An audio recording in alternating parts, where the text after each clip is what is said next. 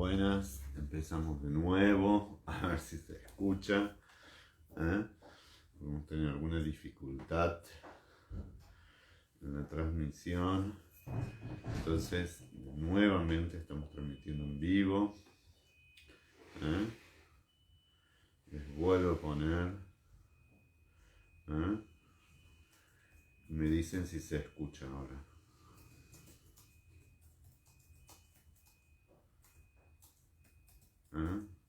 Yo creería que ahora sí se escucha. Quienes estén ahí conectadas, sería bueno que me digan si se ven. Les vuelvo a pasar el link. Y ahora en esta transmisión en vivo, bueno, tienen como esas pequeñas cositas en vivo que hay que tener un poquito de paciencia. Ahora sí se escucha, me alegro. Gracias, Nelly. Bueno, en el programa ustedes tenían algo que... Buen día, joven. Buen día, no sé quién es. ¿Qué tema toca hoy? El tema que toca hoy es que vamos a empezar lo que les estaba por decir con lo de familia. Es decir, hay cuestiones que hemos visto nosotros y que tenían que ver con el género. Y ahora vamos a empezar a ver no solamente con el género, sino también con la familia. Cuando les digo qué es lo que tiene que ver. Hola Beatriz, ahora se escucha. Bueno, me alegro. La veo a la China, ahí veo a Anabel, veo a varios compañeros que están. Me alegro muy mucho. Entonces, les decía que valiéndonos de una película que tiene el tono de una historia de amor también, pero también de lo que se conoce en el género como un melodrama, ¿no? Es decir, un drama, una cuestión que tiene vetas trágicas, pero que a su vez hay resoluciones que son positivas. Entonces, vamos a dedicarnos a la película, primero asentando algunas de las funciones que tienen que ver con... Buen día Celes, buen día Liliana. Espero que estén ahí todas comunicadas. Por ahora veo que hay 16 personas. Quizás fue porque la primera conexión fue sin sonido. Ahora sí, dice Irene. Muchas gracias por la paciencia. En el caso nuestro también, en el caso mío por ahí, cuando uno dispone todo y después no escuchan, es una gran frustración. Ana María Reyes, comunicada. Bueno. En el mes de mayo, si a ustedes les interesa, hola Nidia, ¿cómo va? Hay un conversatorio que salió publicado el día... está en Facebook el sábado, a colación del Día de la Familia. Era una entrevista con Virginia Rodrigo. Yo ayer tuve otra conversatorio. Y sí, le vamos a dar, que es justamente el tiempo, a los sentidos que tiene la familia. Y digo a los sentidos que tiene la familia porque los sentidos que tiene la familia y las funciones que tienen las familias, ahora lo vamos a ampliar y vamos a decir las familias, no solamente por la infinidad de familias que hay, sino que además de ese infinito de familias, también tipologías de familias, ¿no? Y también todo lo que las familias resisten, soportan, sostienen, padecen, sufren y hacen sufrir, ¿no? Hay veces, ¿no? Y yo escuchaba el conversatorio y me parecía que era muy bueno. ¿Qué se pide? ¿Qué se espera? Hola Maite, ¿cómo va? Hola Guille. Bueno, me alegro que se escuche perfecto. ¿Qué se espera? ¿Qué se busca? ¿Qué se construye y qué se constituye cuando uno habla de familias, ¿no? Hola Inés, nuevamente, otra vez. Inés, otra vez. Hola Nora. Silvia Bleichmar, que es una autora argentina, ya fallecida, pero fue una psicoanalista muy reflexiva, retoma algunos de los preceptos escritos por Winnicott, que era un psicoanalista inglés, también por Françoise Dolto, que era una psicoanalista francesa, que si hay una constitución de un corpus, de una configuración, hola Vivi, felicitaciones, hola Elsa, que pueda asimilarse a la familia, se necesitarían prácticamente dos miembros, ¿no? Un cachorro o una cachorrita, de cómo haya venido al mundo, y una persona adulta, cuidadora, vigilante, que proporcione amor, cobijo, amparo y promueva la autonomía de ese muchachito, muchachita o muchachita. ¿Mm? Ahora sí, dice la Marité. Hola Marité, ¿cómo estás? Eso ya nos pone de cara a una concepción que es mucho más ajustada a las épocas, ¿no? Y eso tiene que ver con lo que se conoce como familia monoparental, es decir, que hay uno solo que lleva las responsabilidades familiares, ¿no? No que la lleve un chimpancé o un gorila. Pero también, ¿no? Expresa que es una de las formas vigentes que conviven con otros tipos de familia, como son las familias homoparentales o son las familias que se conoce como familia tradicional. Y sí me gustaría que ustedes se tomen unos segundos para repasar como las vivencias o los recuerdos o las experiencias vividas en el marco de las familias que les fueron dadas. O sea, uno llega a una constitución que ya está dada. O sea, yo llegué y ya había 4 hermanos, un hermano varón y ya 3 mujeres que me precedían. Y voy a hacer mucho más hincapié a lo largo del tiempo en la fraternidad y no solo en la parentalidad, porque hay muchas expresiones de la parentalidad, hay muchos estudios sobre la función del ejercicio paterno, del ejercicio materno, y es lógico que así sea. ¿Y por qué digo que es lógico que así sea? Porque son las figuras parentales, ya sean biológicas, ya sean adoptivas, ya sean parejas heterosexuales, parejas homosexuales, mujeres solas, o una mujer acompañada por sus padres, por los abuelos, las diferentes configuraciones. Configuraciones son formas en que se, valga la redundancia, en que se configura, en que se arma una figura con los otros, y que eso más bien son composiciones familiares. Composiciones que para nosotros es importante decirlo, algunas más nuevas, ¿no?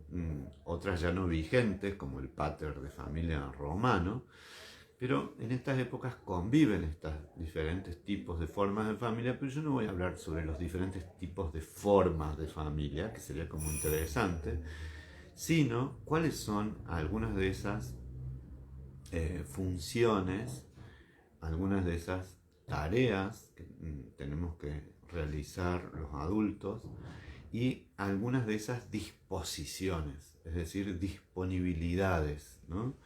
De afecto, de amor, de energía, de capacidad física y psíquica, y que hacen que podamos recibir, hola Iris, ¿cómo va? Y cobijar mejor, peor, o que no podamos darle ese cobijo, ese cuidado y ese amor que requiere la prole, por decirlo así de alguna manera. Porque también hay que decirlo que una pareja no se constituye en familia, se constituye en pareja, ¿no? Ya sea una pareja de un hombre con una mujer, o dos mujeres, o dos varones, ¿no? Es decir, se constituye en pareja, pero la necesidad de otro, de ser cuidado, la necesidad de otra persona de ser acompañada, de ser cuidada y que se facilite su autonomía para que después invirtamos todo lo que la sociedad nos pide para generar adultos que sean responsables, laboriosos, amorosos, etc. Ahí se constituye la familia. Entonces, una de las tantas tareas de la pareja es la educación, el cuidado, la guía de las generaciones más jóvenes. Acá me voy a detener un minutito. ¿Un café? Para decir lo siguiente. Yo necesitaría que en este ejercicio de recuerdos respecto de cómo ustedes fueron recibidos y criados y educados para el mundo, y también qué ejercicios hicieron ustedes si tuvieron a su cargo familias, sobrinos, niños, niñas, que después le vinieron en adolescentes, después le vinieron en adultos, ya haya sido que los adoptaron, que fue una familia biológica o que tuvieron la responsabilidad de compartir esas tareas tutelares, ¿no? Pero digo que las piensen, las recuerden, y no hace falta que todos nos digan cómo, pero sí que quedó construido en ustedes. Yo haría como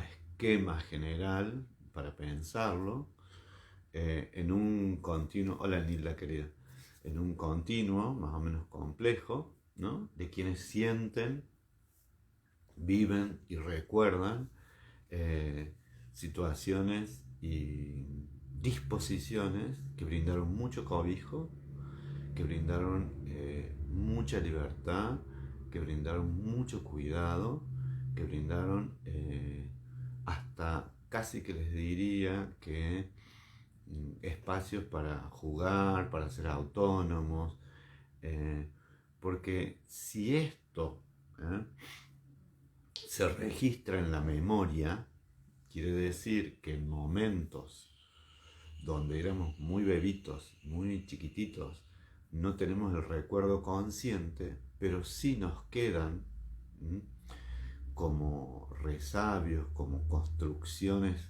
cimentales, ¿no? Que esas que están profundas, invisibles en una construcción y que sostienen toda la otra estructura, nos dejan, nos proporcionan un sentido de confianza, básicamente de confianza. ¿Qué quiere decir esto? Que lo primero que adquirimos en ese intercambio como cachorritos o cachorritas es que ese cobijo sea tan fuerte que nosotros podamos esperar ese tiempo de ese lapsus, esa latencia que hay entre donde se nos satisface una necesidad y se nos volvemos a pasar hambre, por ejemplo, entonces se nos vuelve a dar satisfacción esa necesidad, que a su vez eso no sea una cuestión automática como si bajara un robot y entonces nos diera una mamadera electrónica, sino que en ese momento se produzcan unas sensaciones corporales primero y después psíquicas de cobijo, les decía. Va a ser como la palabra de hoy. Ahí vamos, Marta. Vamos primero con lo posible, con lo deseable, y después vamos a ver los que no tuvimos esa familia. Ya vamos, ¿no? Esa construcción, hola Dora querida, esa construcción, en la medida que se van dando satisfacción a esas necesidades, se va construyendo, casi que les diría desde antes de nuestra llegada, expectativas, deseos de verme, caricias, puede ser a la panza, un recogimiento ilusionado, que tejieran, que hicieran cositas por nosotros, o sea, una cantidad de señales que pudieran decir que el mundo se estaba preparando para recibirnos y no el mundo en general. Hoy están naciendo seguramente hasta ahora miles de niños en el mundo, sino particularmente esos representantes directos del mundo que son las personas que están cerca, en algunos casos me han concebido y en otros casos no. Pero en principio que ese recibimiento sí puede estar signado como en los cuentos, que mi bienvenida está plagada de buenos augurios, que mi llegada está plasmada como algo positivo, como una bendición, como un regalo, como algo bueno. ¿Y de dónde saco eso? De las narraciones. De las narraciones, de los cuentos que me contaron. Entonces cuando vos llegaste, a mí me dijeron que yo nací, eso lo voy a pedir al que sepa, en un hospital, dice lo sostiene mi mamá, en una clínica que está en la calle Obispo Trejo, donde funcionaba la Escuela San José, que hoy es la sede de la Universidad Católica. Y pregunté a la católica y me dijeron que me parecía que no. Y yo creo que mi mamá capaz que se confundió, que había una clínica al lado. Así que, pero de todos modos, siempre cuando ella me cuenta de mi nacimiento me dice que estaba viendo Pipo Mancera, Sábados Circulares, y entonces dijo yo, hasta que no termine Pipo Mancera no voy a tener el parto.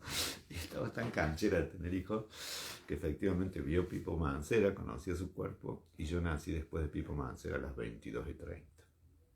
Hacía un frío barro.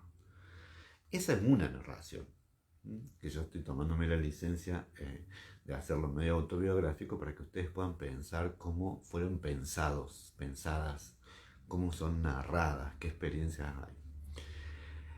En otros casos, esa bienvenida, ¿no? Y vamos a ir un poco a lo que preguntaba Marta, puede que no sea una buena bienvenida, puede ser que sea una venida, no una bienvenida. Entonces en nuestra venida al mundo quizás esté relacionado con una enfermedad, quizás esté visto como que fue muy difícil el parto, pero después salimos adelante, o quizás esté silenciada o nada se diga de mí. Pero en la constitución de ese acto, más, por decir más, pero no me gustaría usar el símbolo numérico como una sumatoria, sino además, en conjunto, también con estas transiciones, entre que salimos de la panza y nos vamos haciendo bebitos. Cuando digo esta transición es de ser un cachorrito biológico, de una dependencia absoluta, se van a inscribir algunas huellas fundamentales, fundacionales, que están abajito, que no se ven, y que tienen que ver de manera directa con nuestra confianza en el mundo, con nuestra posibilidad de sostener la esperanza, tienen que ver también con nuestra ansiedad frente a la espera, tienen que ver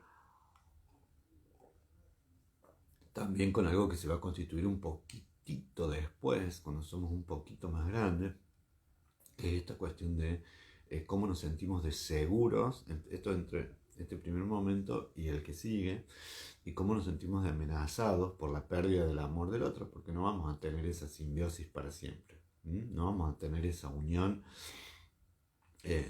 casi que es una prolongación del cordón umbilical, porque ahí no sabemos nada de qué hay en términos biológicos, pero sí sabemos que es como casi un equilibrio perfecto en la medida que esa gestación está cuidada.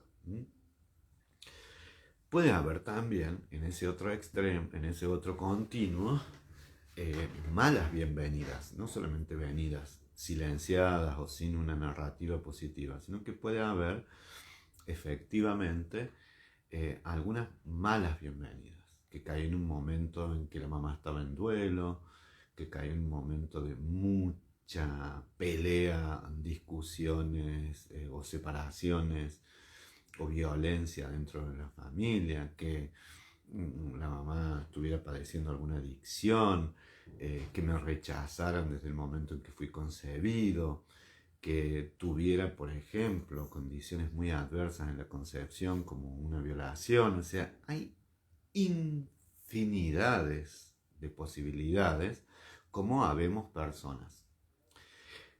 Pero a la hora de ordenar un poquito esto, podríamos decir que en este continuo de excepcionalidad, fortuna y de Cuando digo excepcionalidad de fortuna me estoy refiriendo a que la rueda de la fortuna nos hizo venir en mejores o peores condiciones, con más o menos expectativas, ¿no? De ser el primer hijo, el primer nieto, de ser alguien que es el primer hijo de un hijo que se esperaba. Entonces viene como conformado con muchas eh, bendiciones, por decirlo así, hasta casi que pelear por salir a la vida adelante y ser muy descuidados, abandonados o prácticamente ni siquiera mirados.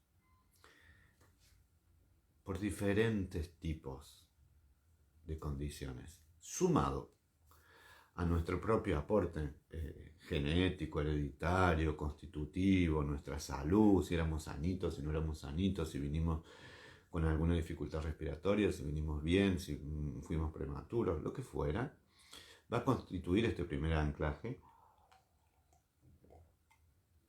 Y este primer anclaje va a dejar esto que les decía, que son huellas, que son resabios de fortalezas o de debilidades. ¿Y por qué lo digo esto? Porque en la película, y la película de la que estamos hablando es El Príncipe de las Mareas, aparecen unas escenas que son muy bonitas. Un padre que juega muchísimo con las nenas en un sillón, que es el protagonista de Nick Nolte. Entonces se ve que esas nenas están muy cuidadas, la mamá que está atenta, y se ve que hay una crisis matrimonial que tienen que resolver, y también se anuncia que va a llegar la abuela, la mamá de él. No importa si todavía no la vieron en la peli, la pueden ver. El Príncipe de las Mareas, cuyo director es Barbara Streisand. Y en el momento que se anuncia esto, se produce una explosión y se produce una discusión, ¿no? En si la vas a atender a tu mamá. Entonces dice, cada vez que viene mi mamá pasan cosas desgraciadas, ¿no? Pasan cosas tristes, o es la portadora de algo. Entonces esa escena, más la que sigue, ¿no? Que ella viene a anunciar que la hermana de Tom, sí, ha intentado suicidarse, es como para mí una de las escenas que va a marcar esto. Que si alguien intentó suicidarse, y si hay un hermano con un suicidio después de una cosa atroz como la guerra de Vietnam, y él que está marcado como el sobreviviente, viniendo de padres que después se ven que han estado enredados, atrapados y confundidos en una ola de desgracias y de violencia, no todos los destinos son iguales de esos hijos, de esa hija o de esos dos hijos. Ahora bien, también se ve que es posible revertir, no sin dificultad, no de manera sencilla, algunos de esos efectos o de esos sufrimientos infantiles a lo largo de la adultez. Por eso lo que quería decir, no hay garantía, cuando estoy diciendo garantías, o sea, que esté firmado de felicidad absoluta si venimos en esta crianza, ni de un destino trágico si tuvimos estas otras vicisitudes. Hay un plus, ¿no? De amor, hay algo del orden del azar, también que podemos haber sido escogidos por otras personas, abuelas, tías, vecinos, etc., en donde algún recuerdo o alguna construcción de algo positivo y de cuidado nos salva o nos da una esperanza distinta. Dice, las experiencias malas, Olga Marzolini, buenas, que tengamos en la infancia, nos van a marcar para toda la vida. No hay duda. Pero lo primero que quería decirles es que nos van a marcar para toda la vida y van a dejar estructuras, y en ese sentido tendremos que después hacer en la adultez con lo que nos toca lo que podamos. Pero y esto es muy importante, está bastante estudiado que la relación entre hermanas y hermanos, entre hermanes, suele ser uno de los tantos colchones o fuentes de sufrimiento para, y de cohesión y de solidaridad, para cuando los padres y madres no pueden paternar o maternar de manera cuidadosa o de manera amorosa. Entonces, tiene mucho más importancia, tienen mucho más importancia la función de los hermanos y de las hermanas. Y efectivamente nosotros vamos a dedicarnos a mirarlo también, no solo desde quién es esa madre, desde la posición que tiene, sino también y fundamentalmente, desde qué otros recursos existen cuando estas funciones de parentalidad no están ejercidas de acuerdo a las necesidades de cuidado, cobijo, amor, protección, promoción de la autonomía que todos necesitamos para que nos vaya un poquito mejor o sin ese plus de sufrimiento infantil. Maite Laza dice: fui muy esperada. Ay, qué lindo. Gordita y rosada. Atributos de la época. Abuelos y tíos vivían muy lejos. Para los 3 hermanos, nuestros padres y vecinos fueron la gran familia. Muy buena infancia en un pueblo chico. Bueno, esto es lo que les decía. Que la constitución de que pasó esto tempranamente, perdón, la configuración, la representación de qué pasó tempranamente, yo no puedo preguntarles a ustedes, decir, bueno, ¿cómo fue la confianza básica? ¿Cómo fue? Sino que más bien es, ¿qué queda de mí, de mis padres? ¿Qué queda de mí, de mi mamá? Y después, ¿qué hice con eso? ¿Qué me dio? ¿Qué me dejó? ¿Qué experiencias vivieron? ¿Y cuánto me permitió vivir con plenitud e intensidad el amor? Vivir con libertad, la sexualidad, desarrollarme como adulto productivo, sano y amoroso, cuidar y efectivamente hacerme cargo de las otras generaciones. O si cuando pienso en la infancia emergen solo, quisiera decirlo, recuerdos negativos y que se prolongan, casi les diría, como una relación sumamente conflictiva y sumamente peleada, les diría, y discutida con las figuras parentales, aunque tengamos 50 o 60 años, ¿no? Entonces, cuanto más disruptiva es la presencia, vieron que aparece la madre, ¿no? Lo va a visitar a una casa hermosa que tiene en la playa. Ellos son del sur de Estados Unidos y aparentemente él está ahí en la península de la Florida, o muy cerca, está cerca de Carolina del Sur, porque está en una ciudad que se llama Charleston, ¿no? O Charleston, y cruza un puente y tiene que irse a Nueva York. Pero la sola presencia de la madre, inclusive la trata por el nombre, no dice, ay, qué bueno, viene la mamá, o vamos a buscar a la mamá, a comer, o compartir una peli, o ayudarla en algo. La sola presencia de la mamá produce una discusión con él, entre él y ella. Además, también habría que decirlo, que la mamá es la portadora de la mala noticia. Y además habría que decirlo que la madre viene a decirle que ya no se puede hacer cargo de la hermana, que se haga cargo él, que la psiquiatra busca a un familiar. Bueno, ese es el mapa que les digo. Ese es como la configuración de que estas diferentes situaciones en las que hemos vivido las prolongo de alguna manera en el ejercicio de la paternidad, en el ejercicio del amor, con qué ansiedad vivo, con qué nivel de ansiedad vivo lo que me toca vivir, con qué nivel de confianza. Y efectivamente alguien que intentó suicidarse o alguien que se suicidó no pudo sostener la esperanza de que su vida iba a ser algo mejor.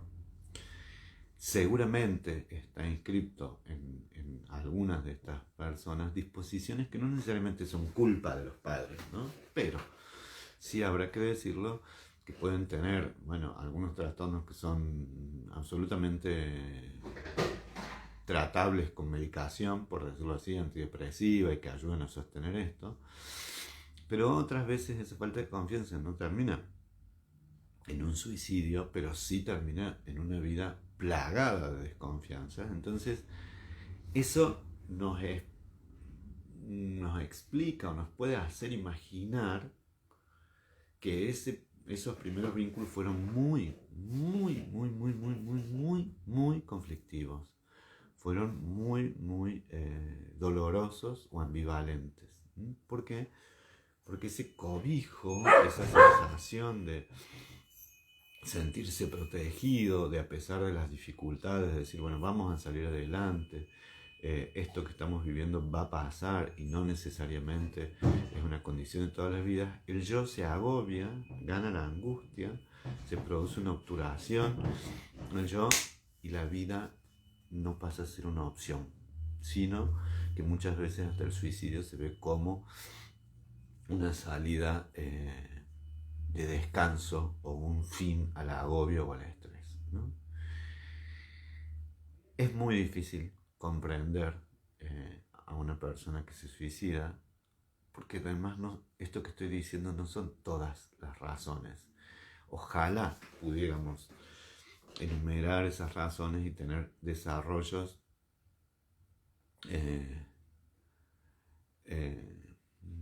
dolorosos, ¿no? Teóricos que nos explicaran semejante fuente de sufrimiento. Quizás podríamos desarrollar algunas intervenciones clínicas o paliativas para parar ese sufrimiento, pero es muy complejo y seguramente hay razones neurobiológicas, seguramente hay razones de aprendizaje, pero esto que les digo cuenta mucho, ¿no? ¿Por qué será que a mí me emergen recuerdos negativos de mi infancia y de mi adolescencia? Pregunta Olga. Bueno, la verdad que estamos como en el tono del curso. Yo siempre les digo que los meses de marzo, abril, mayo son los meses como de precalentamiento de un curso y ya estamos entrando donde hay mayor compromiso. Esta peli, Olga querida, está centrada y está construida a partir, y es muy bonita, por eso es muy didáctica, a partir de un acontecimiento traumático.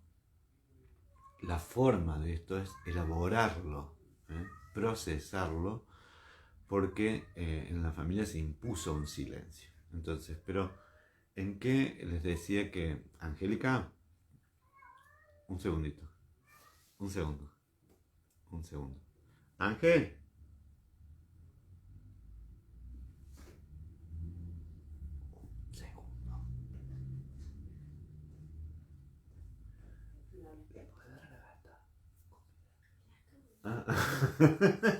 Bueno, estábamos con la gata que se tenía, no tenía comida. Bueno, y entonces les decía que se construye a partir de los recuerdos, ¿no? De los registros que tiene quien se le asigna la función de la memoria. Esto es como muy importante, muy importante. Para la hermana, quien está designado como el príncipe de las mareas, ya vamos a entrar después en el texto de la película, todavía no hemos ni entrado, le dice a quien hizo de mi memoria. Entonces, esto de los recuerdos positivos, de los recuerdos negativos, si hay recuerdos negativos es que hubo experiencias negativas. Es decir, es que hubo experiencias dolorosas, ¿no? Es que hubo experiencias frustrantes, hubo experiencias traumáticas, pero que pudieron ser de alguna forma procesadas y no se transformaron directamente en padecimiento, en actuación repetitiva, o que hay algo que se pudo hacer para elaborarlo, ¿no? Esta es una película sobre elaboración de un trauma.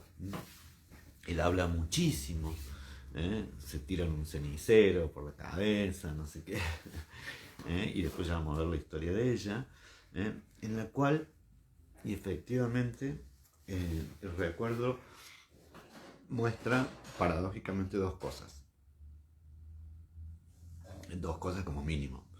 Una, que eso está en el plano de la conciencia, por lo cual en el plano de la conciencia es nuestra primera herramienta para empezar a trabajarlo, para empezar a comprenderlo, ¿no? Porque todas las personas quizás tienen recuerdos dolorosos de sus padres o de su madre, pero los otros, los buenos recuerdos, van haciendo como un manto piadoso, ¿no? En el cual quizás esos otros no tengan tanto énfasis. Sin embargo, otros pueden haber vivido solo, o no sé si solo, pero centralmente experiencias de rechazo, de repudio, de descuido, etcétera, en donde no hay mucho espacio al recuerdo de aspectos positivos, o esos recuerdos positivos no están asociados a las figuras parentales, sino están asociados a la abuela, a los hermanos, a los amigos, etcétera, ¿no? Pero también me haría la pregunta si no conviven los dos tipos de recuerdos. En el caso de Olga que pregunta, ¿no? Esos recuerdos más positivos y esos recuerdos que son negativos. ¿Por qué digo mucho los recuerdos? Porque hasta donde sabemos, más allá de la inscripción inconsciente y el método de las asociaciones libres freudianas, y que podamos llegar a descubrir que quizás algunas de nuestras, y acá lo digo en el sentido más psíquico de la palabra, nuestras sensaciones de seguridad, de apego, de angustia, podamos asociarlas o vincularlas a algunas experiencias y recuerdos en donde ya tenemos la mayoría, la gran parte del camino andado, y entonces decir, bueno, que esta experiencia dolorosa o esta experiencia frustrante no me produzca lo mismo que allá. Entonces, o identificar que esto que estoy viviendo en el presente no es exactamente el mismo dolor que tuve en aquel momento, ¿no? Entonces, tener de todo en el pasado, tomando lo que dice Dorita, es también una expresión de que de todo podré nutrirme de aquello que fue más saludable, de aquello que fue más potente, de aquello que fue más nutritivo, pero también poder procesar o elaborar aquellos recuerdos que fueron más dolorosos. ¿Por qué? Porque las familias se constituyen en esto, en fuentes de cuidado, de cobijo, pero también pueden ser fuentes de sufrimiento. Qué bueno, Andrés, me hiciste darme cuenta que fui una hija esperada y única hasta los 7 años. Ay, qué lindo, Marité. Mis amorosos padres me prepararon para las contingencias de la vida. Me alegro muy mucho, Marité. La verdad que me alegro profundamente, porque hay veces que eso aparece con nitidez. Otras veces eso aparece en términos de duda o con ambivalencias. Entonces, sí, pero, o sí, además, ¿no? Y bueno, en cuanto a ambivalencias o dudas, bueno, más depende de trabajarlo nosotros. Acá, inevitablemente, hay que darle trabajo a los colegas, ¿no? Hay que darnos trabajo. Porque la psicoterapia ayuda a eso, ¿no? Ahora bien, no quiere decir que si tuvimos una infancia muy afortunada no podamos tener dificultades, ¿no? Pero lo que estamos viendo es lo siguiente, eh, que un segundito, lo que estamos viendo es lo siguiente, que lo que nosotros tenemos como caudal es eso que recibimos, ¿no? Y lo que tenemos para elaborar es eso que hubiéramos preferido no recibir. Voy a leer una cuestión que dice Nidia Bordino. ¡Wow! Dice un montón. Nací en una familia matriarcal de una mamá muy joven que se había casado a los 17 años. Vivían mis padres, mis abuelos y 4 tíos tipo Campanelli.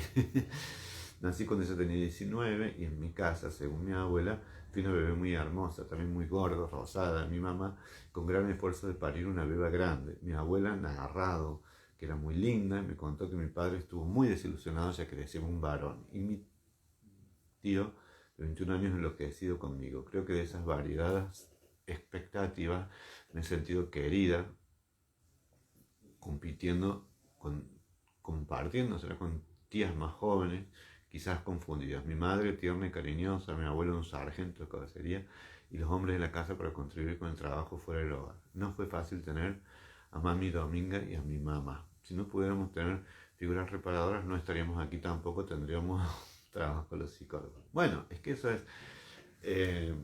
Dora dice, siempre recuerdo, no sé qué le quiere decir, cuando, dice la Biblia. Bueno, de eso se trata, o sea, que el mundo, la que se llama como constelaciones familiares, no son solo las figuras parentales, los tíos, los abuelos, esa combinación ejemplar, por lo cual esta película es como que tipifica, ¿no?, el sobreviviente, digamos, el sobreviviente impotente, por decirlo de alguna forma,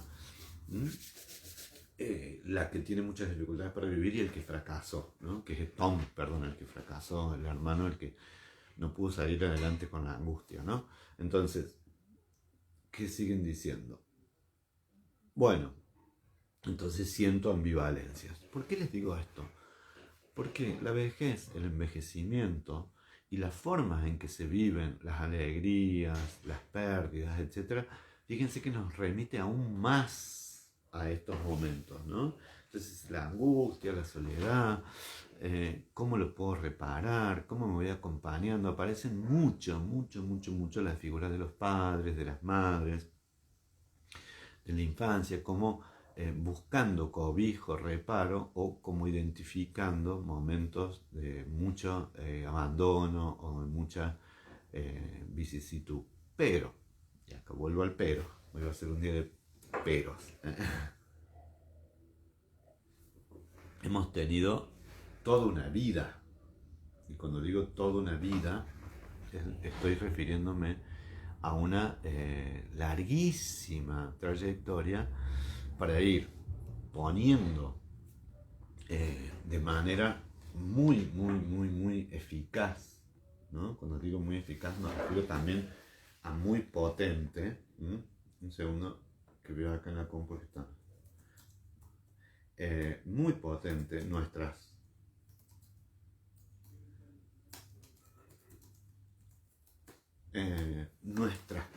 mayores fortalezas y también muchas posibilidades de ir elaborando, ¿no? Dicen cuando te contaban el cuento de Hansel y Gretel repetidamente. El cuento de Hansel y Gretel es la metáfora de la analogía del abandono y la metáfora de la incapacidad de los padres. ¿Por qué? Porque salvo excepciones, como dice Mario Benedetti, la mayoría de los padres y las madres no son seres perversos, malignos, y que se constituyen en la bruja de la Blanca Nieve o en la vieja come chicos de Hansel y Gretel. Lo que demuestran los padres de Hansel y Gretel, y que siempre es el cuento, que no tenían plata, que no les podían dar de comer, entonces los dejaron en el medio del bosque para que se dieran por hechos. Pero lo que está diciendo ese cuento es una infancia de abandono, por eso la peligrosidad y la solidaridad entre Hansel y Gretel, ¿no? Está bueno el tema de Hansel y Gretel, enriquece porque es una de las narraciones míticas sobre la fraternidad. Y después, discúlpenme ustedes, pero yo voy a volver a la Biblia, a Caín y Abel, y a tantos ejemplos de fraternidad en donde o prospera la cooperación y prospera el salvarse uno al otro, el cuidarse uno al otro, o prosperan las rivalidades, la distancia y el absoluto desentendimiento de uno del otro. Y puede que esto suceda de manera diferente entre los mismos hermanos de la misma familia. Entonces en eso les decía que hay una posibilidad, y que es muy buena, de que prosperen estos aspectos colaborativos y amigables, y otros que prosperen la competencia y la rivalidad, porque también podemos decir, imagínense cuántas familias o hermanos terminan peleados para siempre, ¿no? Dice, el poder redentor del perdón no solo para quien me causó daño, sino también para mí misma. Bueno, Olga, estás totalmente en tono con lo que se viene de las clases. Cuando digo lo que se viene, estoy diciendo que el perdón y la redención tiene que ver con una de las construcciones más sublimes que pueden hacer las personas, ¿no? Pero también en términos de ambivalencia quiere decir que algo positivo quedó de los otros, ¿no? O desde un tío, o desde eh, la misma mamá o el mismo papá, porque los vínculos no son totalmente positivos o totalmente negativos. Y tampoco me gustaría lo positivo o negativo, sino más, menos cuidadosos, más o menos amorosos, o también a la vez, ¿no? Escribir mal. Sartre dice, somos lo que hacemos con los que hicieron de nosotros. ¡Wow, Guille! Es muy cierto eso, ¿no?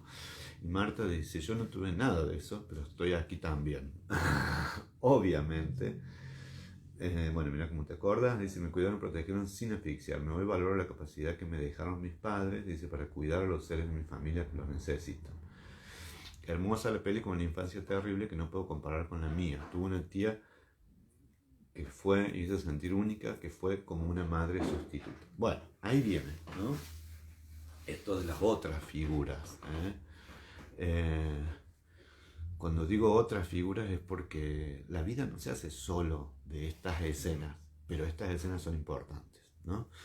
Y también hay posibilidades que se nos abren en la adultez, de tener un compañero o tener una compañera que nos ame, de alguien que nos elija precisamente porque quizás identifica esas cuestiones de desprotección, porque también en la elección amorosa van a estar estas matrices, ¿no? Hay veces que uno busca o encuentra en la pareja a alguien protector, cuidadoso o alguien nutriente, por decirlo así, y otras veces uno busca un complemento, otras veces uno encuentra más de lo mismo, ¿no? Entonces pasa de un carcelero parental a un carcelero marital, ¿no? Bueno, estas vicisitudes son las que nos hablan de las dos cosas que a mí me interesan, o sea, cómo esto que se vivió se va transformando y puede transformarse redentivamente en algo muy potente, o puede hacer que sucumbir, no sé si está bien el verbo. El competir en una desventaja, la primacía familiar, ¿no? El cuidado y acompañamiento de mi mamá durante toda la vida es lo que atesoro. Efectivamente, si uno atesora, es que existió, ¿no? Ella venía de una terrible desprotección. Eso es lo que estoy diciendo, lo que dice Nora, ¿no? Es decir, hay una posibilidad que todavía no pude entrar porque parece que el tema la moviliza mucho y está bueno que así sea, que es de una posibilidad de redención. O sea, es hacer con eso que me tocó algo distinto, algo nuevo, algo diferente, en términos de parar el daño. Es decir, bueno, que llegue hasta acá. Lo que hizo la mamá de Nora. Que si a mí me descuidaron o a mí me desprotegieron, o sea, esto encuentre su fin, ¿no? Porque hay un compromiso muy fuerte con la otra generación. Yo no lo aseguro, pero estoy persuadido o estoy muy convencido por cuestiones teóricas también. Dice Eugenia.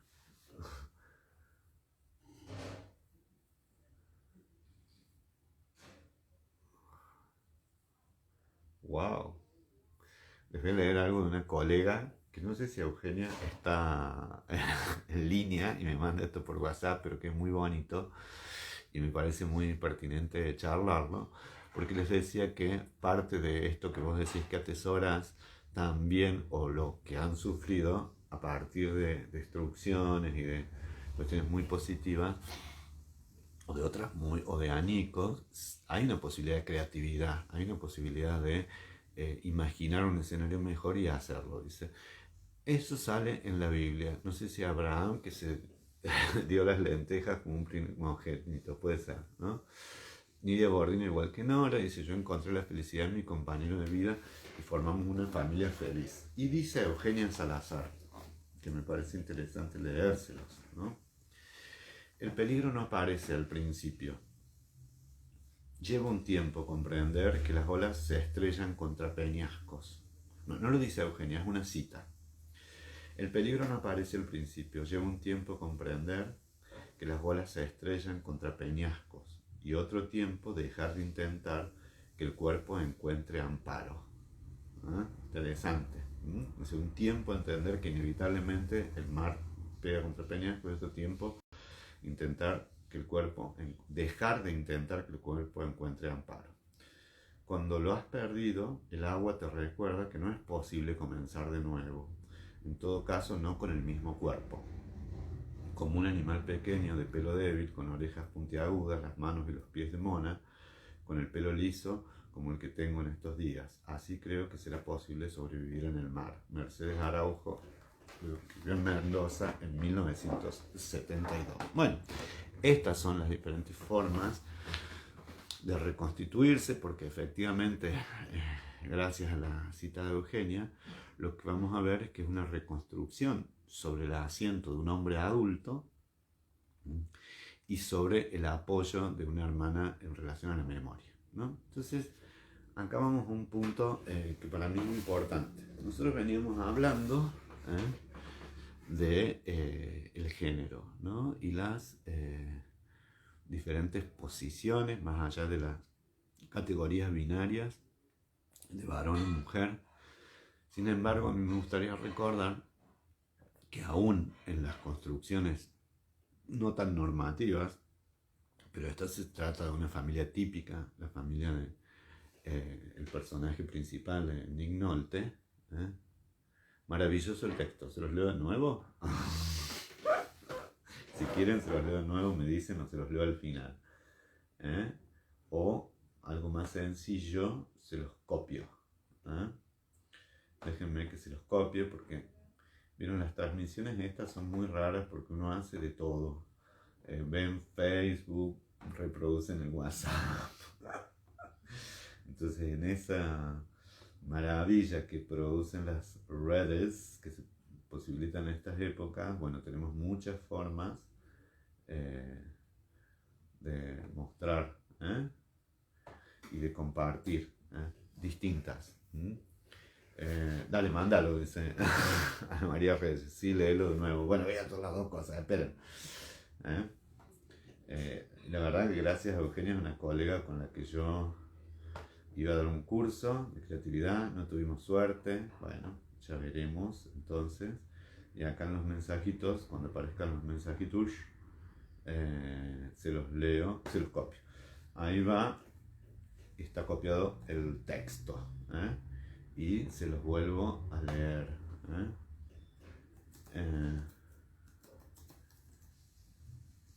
Bueno, el texto dice,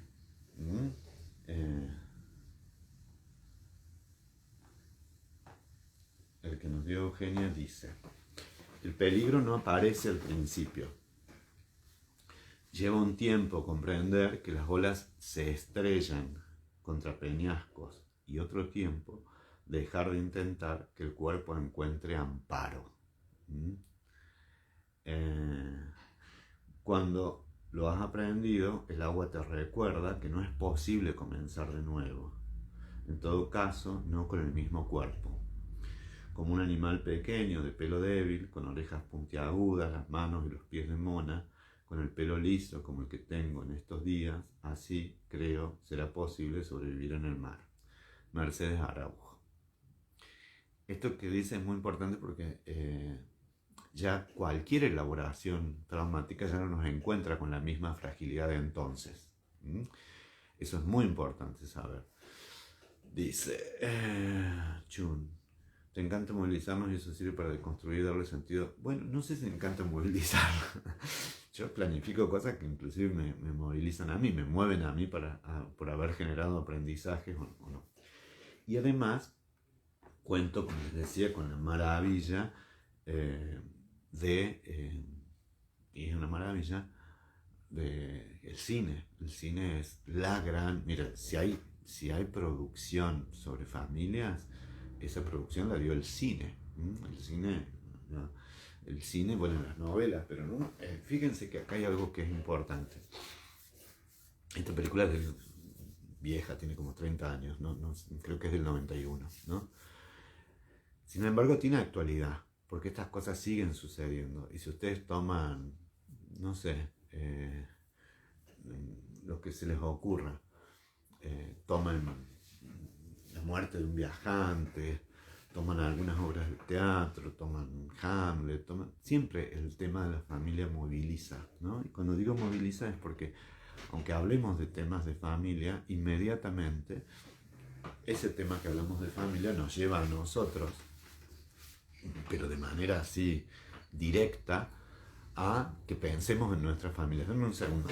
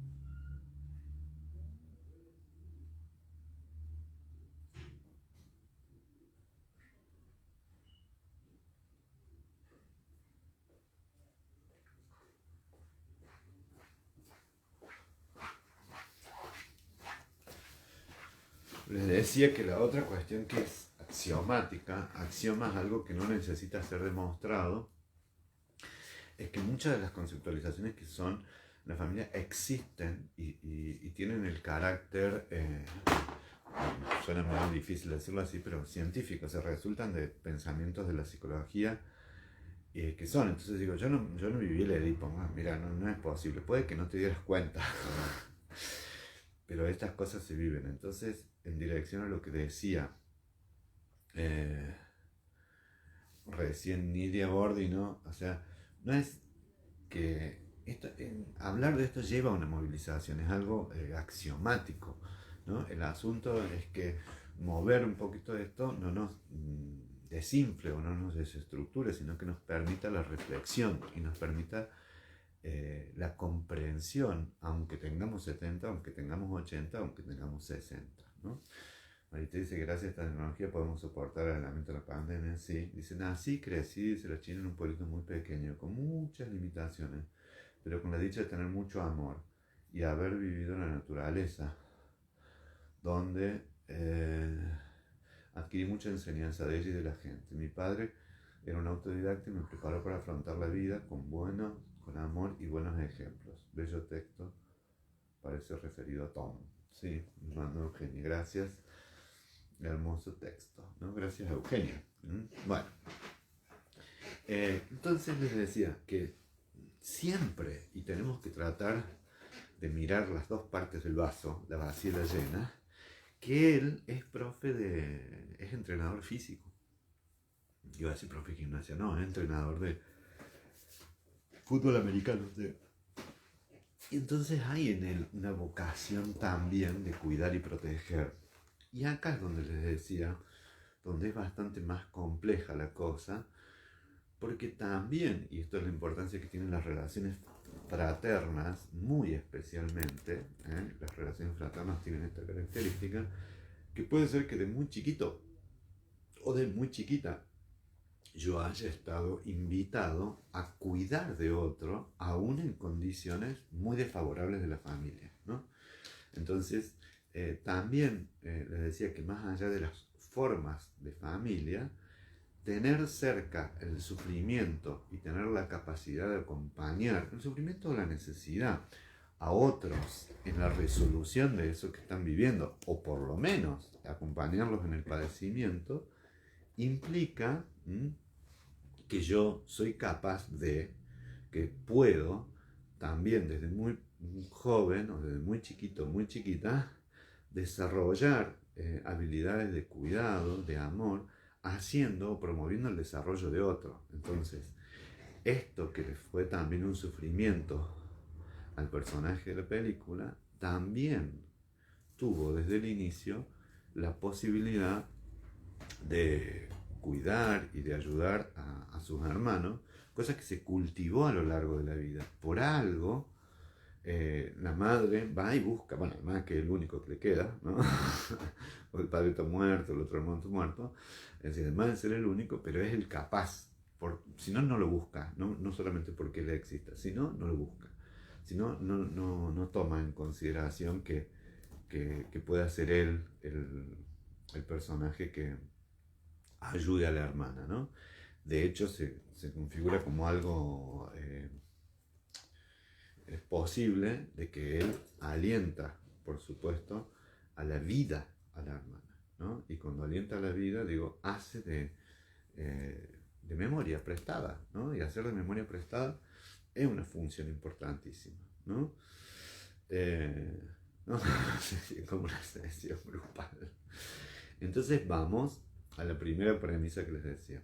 Las familias, y esto es muy importante, tienen como función promover el cuidado, el amor, la protección, el desarrollo de planes, de proyectos, la generación de acciones, el cultivo de la voluntad, el consolidar la identidad, ¿no? Ayer tuve un conversatorio sobre las sexualidades y las vejeces donde tuve el placer de charlar con Eduardo Matio, con Ivana Aguilera, quien es una militante trans. Entonces decía, a mí me vino bien que mi familia me recibiera como una niña, cuando yo sentía que estaba en el cuerpo de un varón, pero sentía niña, ¿no? Entonces eso de que me acepten como soy también es un plus de desarrollo, en el sentido de que voy a querer mi identidad. Si otros no me quieren porque soy un negro, que no me quieren porque me parezco a mi padre, que no me quieren porque soy igual que tu madre, o que no me ven a mí, no me identifican a mí, voy a tener que luchar también con eso y hacerle saber al otro que no soy el papá, que no soy la mamá, casi todas las veces, ¿no? O hay veces dar la causa por perdida, ¿no? Y cuando digo dar la causa por perdida, es que, bueno, por ahí no hay que esperar tanto de los padres y las madres, ¿no? En la película Tom ayuda a su hermana y así inicia un propio encuentro consigo mismo y sus demonios. Sí, y sus recuerdos. Hay que... todavía no quería entrar, no hoy, en esta clase, sí, quizás en la próxima, para que vayan viendo la peli y nos vemos, que en realidad toda crisis del momento actual inaugura la posibilidad de reelaborar, ¿no? ¿Y qué es reelaborar? Mirar de diferentes maneras, comprender la cosa, vivirlo sin culpa, poder sostener con firmeza algo, ir en contra de una inhibición, soltar, bueno, bien que está tan de moda lo de soltar, yo digo que también hay que soltar y también hay que tomar, responsabilizarme, tomar en consideraciones a los otros, poderme incluir en un grupo, etcétera, porque cada momento de la adultez es un momento privilegiado, aunque sea doloroso, para poder revisar algunas de las cosas del pasado o poder afirmarme y afianzarme sobre las fortalezas que ya tengo. Y cuando digo sobre las fortalezas que ya tengo, es sobre esas fuerzas que, como les digo, el deseo, la voluntad, la confianza, ¿no? La autonomía, todas cuestiones que puedo tener fortalecidas, y entonces sobre esas ruedas, miren, como cuando una 4x4 hace boom, ¿no? Y sale adelante, que no me empecinen que solamente una rueda, sino al contrario, que se dé la posibilidad de apoyarme en esas fortalezas y que hagan fuerza las ruedas que están apoyando, ¿no? Sobre aquellas que no tienen apoyo, que no tienen sustento, ¿no? Me alegro que te haya gustado el conversatorio de ayer. Dice el martes próximo. Me parece que no, ya les digo. Yo maduré a golpes, dice, a los 12 años, cuando mi hermano mayor murió en la revolución del 55. Me convertí en madre de mi padre, me convertí en madre de mi madre, dice Mercedes, quien quedó devastada. Estoy leyendo todo. Lo voy a leer acá en la compu, que es más fácil. Eh, yo maduré de golpe a los 12 años, cuando mi hermano mayor murió en la Revolución del 55. Me convertí en madre de mi madre, quien quedó devastada. Y luego la muerte de mi padre en un accidente callejero, lo atropelló un auto. ¡Wow! Aún a meses de casarme, fui madre. Bueno, esto que menciona Mercedes, es lo que les decía, que hay muchas invitaciones, por decirlo de alguna forma, ¿no? Quería ser como cuidados compulsivas, pero que te mete la vida en el desarrollo de esas capacidades de cuidado, ¿no? Y paradójicamente, esto es lo que les digo, que quizás Maite en ese momento, quizás ya tenía puestas las semillitas estas del amor, del cuidado, de facilitarle a los otros su propia puesta en pie. Entonces la oportunidad, por decirlo así, el desafío que puso la vida tan chiquitita, puso a prueba algo que estabas desarrollándolo como una cuestión proto-generativa, ¿no? Que estaba dándose, ¿no? Y bueno, y después uno lo puede consolidar y después uno puede desarrollarlo. Pero sí, en esto les quería decir, por qué también esta peli, porque hay que ver que la vida en realidad es una cuestión dialéctica, ¿no? Acá también está puesto el hecho en una cuestión traumática, y vamos a hablar de la creatividad frente al trauma, en una cuestión traumática que viene desde afuera, ¿no? O sea, una cosa son todos los conflictos, la violencia inscripta entre el padre y la madre, y del padre hacia ellos, y de la madre también hacia ellos. Vamos a ver cómo se puede cultivar la envidia, la competencia entre los hijos, y el acontecimiento que viene desde afuera, ¿no? Lo que decía Mercedes es un acontecimiento que vino desde afuera, ¿no? La muerte de un hermano, otro acontecimiento, la muerte del papá. Entonces, bueno, estas son las cuestiones que desafían la forma de amortiguar y de cuidar a los miembros de toda la familia, de todas las familias, y que son el primer recurso que tenemos. Cuando digo el primero, no es el único, ¿no? No es el único de las familias cercanas. Muchas veces los problemas vienen del lado de las familias cercanas, ¿no? Esa es la fuente. Y si no sabes si historia mecha, y eso que pasamos 5 años juntas en clase, se veía también tu mamá en Chapalmalar. Puede ser que la mamá esté bien, o sea, nadie dice que uno no se va a poder reponer de algo tan doloroso como la muerte de un hijo. Quizás no se reponga en el sentido literal, pero pueda seguir adelante, ¿no? Es decir, con ese recuerdo triste, con ese dolor que yo creo que debe ser inconmensurable. Ojalá la vida no me dé semejante desafío, no creo poder resistirlo. Pero esas pruebas duras en la vida que se tienen de todo tipo son también las que ponen, casi que les diría que a fuego vivo, ¿no? Ponen casi que les diría que templan, ¿no? Algunas de esas fortalezas que pudieron estar desarrolladas prototípicamente. Entonces eso que dice madurez, ¿no? O como pegar un estirón, es porque los acontecimientos de la vida dialécticamente afectan el desarrollo. ¿Qué quiere decir? Te ponen frente a situaciones sumamente duras, ¿no? Esto que les decía ayer de Ivana Aguilera, que viendo, sufrió desde muy jovencita el abuso, las violaciones, ¿no? de personal militar, creo, en la época de la dictadura. Y dice, bueno, ¿cómo se repuso de esto? ¿Cómo tanta gente se repone de cuestiones dolorosas? Bueno, esto que ustedes deben haber escuchado hasta el hartazgo, que es la resiliencia, son esos recursos del yo que están a disposición de la vida, que es a lo que quería llegar hoy. Es decir, ¿a qué nos invita una familia? A que vivamos lo más plenamente posible. Es decir, la fuente de vida no solamente es la condición biológica de la unión del espermatozoide con el óvulo y las condiciones nutricionales que hacen que llegue la vida, que por supuesto son las condiciones que nos permiten vivir, ¿no? O evitar asesinatos, violencias, enfermedades que nos pueden hacer morir tempranamente, ¿no? O como en algún momento, bueno, nada, puede ser como les digo, la amenaza del COVID, o sea, hay cuestiones biológicas que nos llevan hasta acá, hasta donde hemos llegado, ¿no?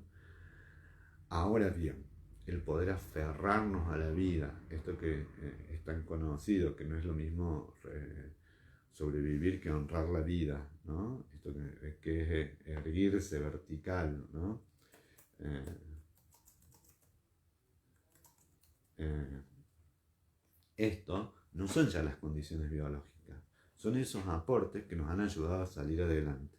Y la peli no se trata ni más ni menos que de una de las funciones en la que está vinculada la familia y que es sobrevivir y vivir de manera creativa. O sea, wow, mi mamá vivía hasta los 94 años. Qué bárbaro. Pueden ser muy longeva vos, Mercedes, también, ¿eh? Y dice, lo que les decía, no es permanecer, no es transcurrir, es perdurar. No es ni existir, sino que es honrar la vida. Y dice también algo de la conciencia adormecida. La psicoterapia y semejante movimiento de la amenaza de la muerte de la hermana hace que despertemos en dirección a la conciencia, ¿no? Y por supuesto que la elaboración es poder llegar a esto que mencionaba Olga Marzolini al inicio de la clase, la posibilidad del perdón y la redención, que son posibilidades de comprensión, ¿no? Que son posibilidades de comprensión, ¿no?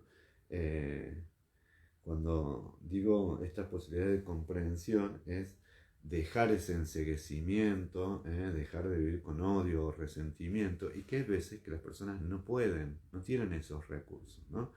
Entonces, ¿de qué se trata la peli? Y bueno, se trata un poco, mira qué hermoso tu mamá, Mercedes, honró la vida. Se trata un poco de salir adelante con eso y que no se sale solo, ¿no? Es decir, eso es muy importante, es como una cadena, casi les diría que es una cadena de posibilidades de ayuda. Algunas veces la ayuda es indispensable para sobrevivir, que es el caso del hermano, ¿no? De Tom Wingo, ay, que es el personaje de Nick Nolte, donde él eh, le da todo a su hermana Savannah, la poetisa, para poder sobrevivir. Pero hay que resaltar que ella también tenía sus recursos internos, ¿no? Que esos recursos internos era el arte, era la poesía. Entonces, después Nick Nolte necesitaba de la doctora Lowenstein para salir adelante, ¿no?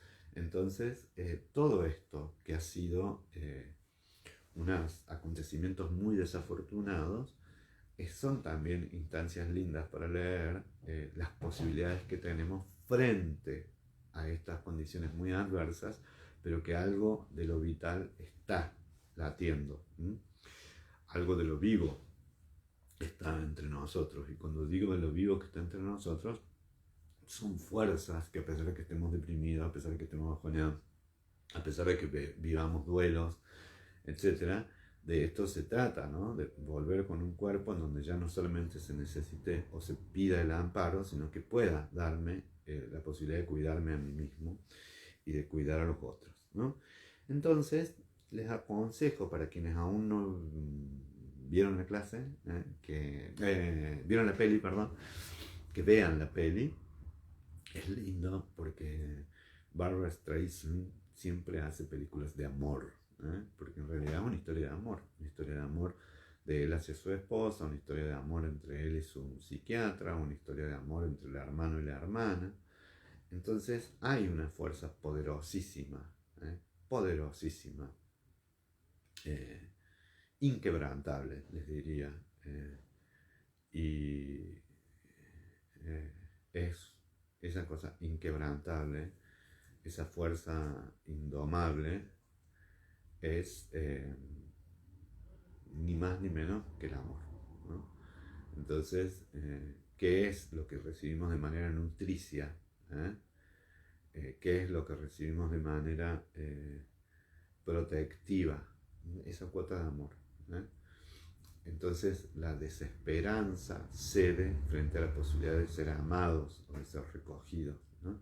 También hay que hacer tratamientos específicos como hace el psiquiatra, ¿no? Cuidar, porque no es ni más ni menos que el suicidio, una agresión de vuelta hacia el yo, ¿no? Es decir, no sale esa bronca hacia afuera, no sale en forma de enojo, no salen cosas, sino que todos los componentes más mortíferos se vuelven contra el yo. Entonces lo que no ganó es la esperanza por la vida.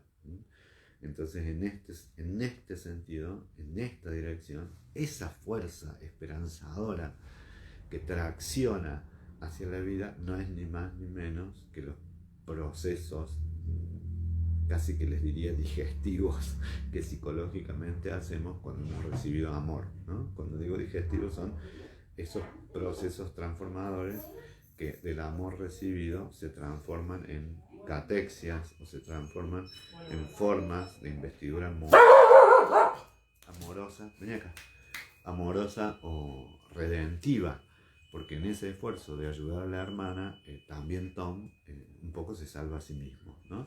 Y además vienen otros cuentos que ya vamos a ver sobre la familia de la doctora Lowenstein, ¿no?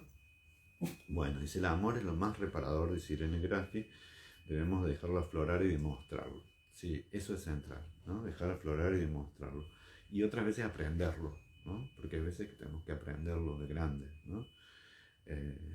Película muy interesante, con muchos problemas a resolver, hasta que los protagonistas van encontrando un camino para calmar sus dolores, ¿no? Barbra Streisand ha sido siempre una mujer comprometida con las causas sociales y situaciones injustas. Sí, y seguramente ha mechado bien. Cuando digo mechado me refiero a como se mecha la carne, ¿no? Ha puesto como ingrediente la música, el amor y condiciones muy humanas y muy reconfortantes frente a otras que son bastante desoladoras y bastante desafortunadas, ¿no? Bueno, dicen comprender, perdonar y amar son las fuerzas que posibilitan salir adelante. Sí, María Luisa, sí, comprender, perdonar y amar son las fuerzas que posibilitan salir adelante.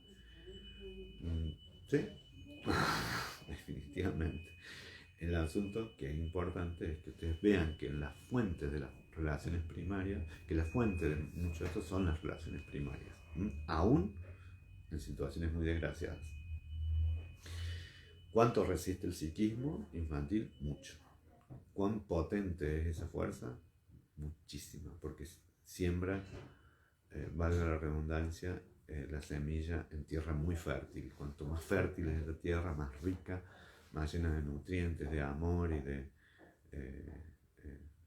buenas bienvenidas, más potente es el árbol y los frutos que de él se desprenden, ¿no? En cambio, cuando las condiciones de venida al mundo son muy desafortunadas, los acontecimientos traumáticos pueden producir un plus, porque acá no solamente es la vivencia de ese acontecimiento horroroso que es la violación infantil, el atropello, el trauma de ese momento, sino que es sobre qué base se da, que era en una familia violenta, en un pacto de silencio, bueno, muchísimas cosas que ya vamos a ver, qué cosas no hacer sobre los acontecimientos traumáticos y dolorosos, ¿eh?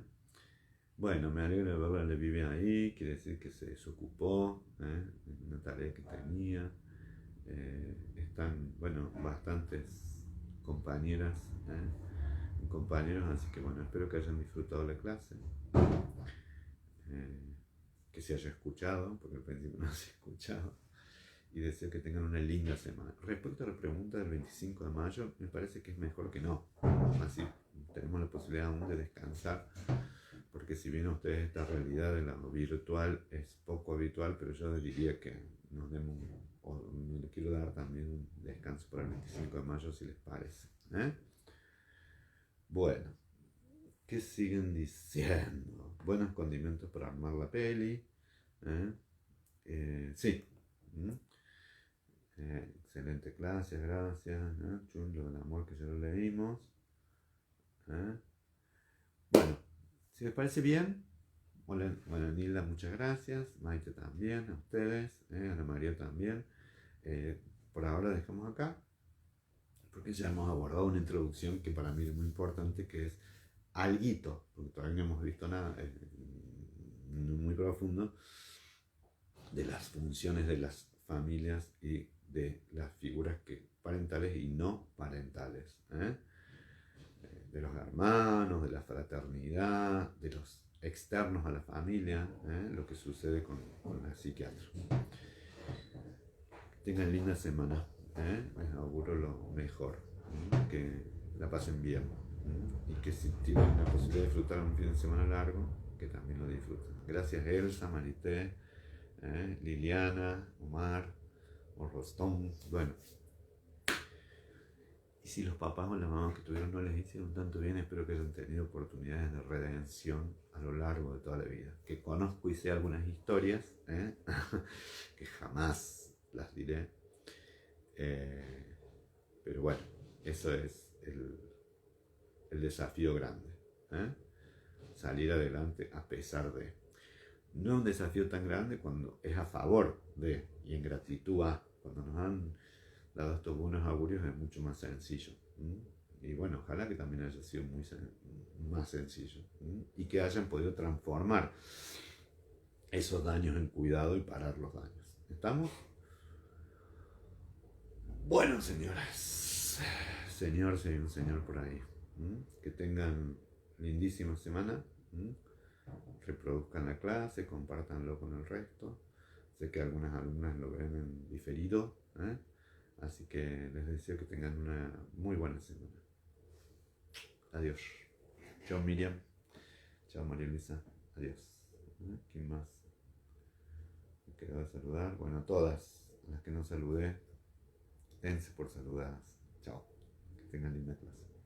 Linda semana. Lindo día.